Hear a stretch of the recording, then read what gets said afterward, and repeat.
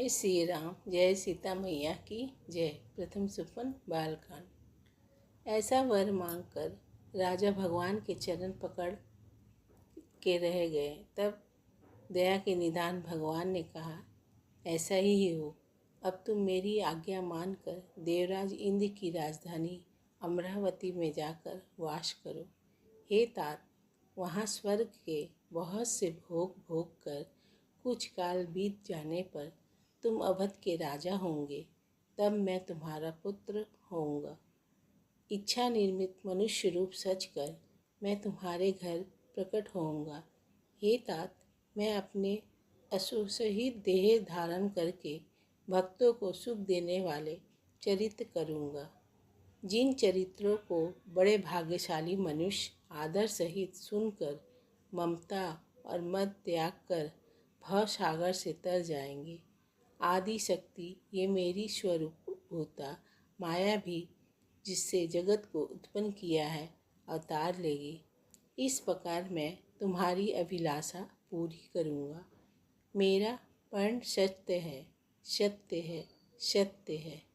कृपा निधन भगवान बार बार ऐसा कहकर अंत ध्यान हो गए।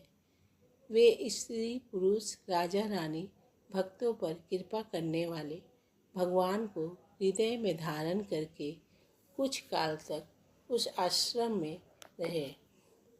फिर उन्होंने समय पाकर सहज ही बिना किसी कष्ट के शरीर छोड़कर अमरावती इंद्र की पुरी में जाकर वास किया। एक बलवकार जी कहते हैं, हे भारद्वाज, इस अत्यंत पवित्र इतिहास को शिव जी ने पार्वती जी से कहा था। अब श्री राम के अवतार लेने का दूसरा कारण सुनो। हे मुनि, वह पवित्र और प्राचीन कथा सुनो जो शिव जी ने पार्वती से कही थी। संसार में प्रसिद्ध एक कैकेयी देश है।